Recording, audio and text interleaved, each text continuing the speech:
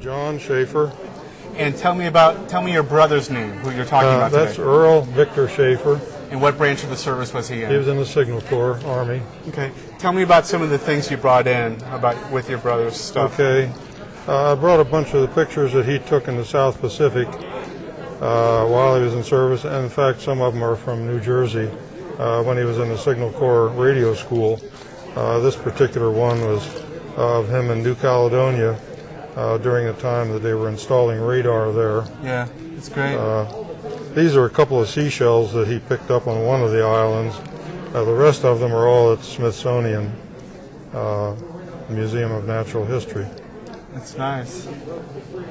And he wrote this Doughboy Odyssey about his entire stay in the service, from the time he left to go to the recruiting station to the time he got home and was discharged. And how many years was that? That was about over 4 years. And he wrote just poems all the day? Yeah, he wrote poetry all the time. That's wonderful. He wrote poetry about everything he ever came in contact with or did, really. Yeah, and tell me about a few of the things in here. I'm sorry? Tell me about a few of the things that are in here that you saved. We have travel orders here. These are some original travel orders that have not been turned over to the Smithsonian yet. Well, I'm sorry, this is a copy. But we have travel orders for his trips down into the South Pacific for his various projects he was on. I'm not sure, these aren't in any particular. These are letters from him to, this is one to my father and my sister and myself while he was in the South Pacific. This is the greetings he wrote to us. This is a letter to his brother, Evan, who was also serving in World War II.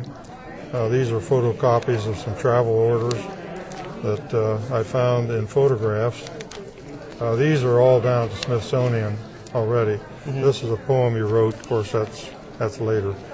And the rest of that is all basically his activity with the Appalachian Trail, which is, as you said, secondary. But that's really what made him famous. When he was interviewed several times by people about what he wanted to be remembered for, he wanted to be remembered for his World War II service and his poetry and writings. As far as he was concerned, the thing that made him famous did not count.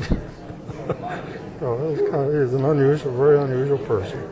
Never married, and he hiked the Appalachian Trail basically to get the World War II out of his system.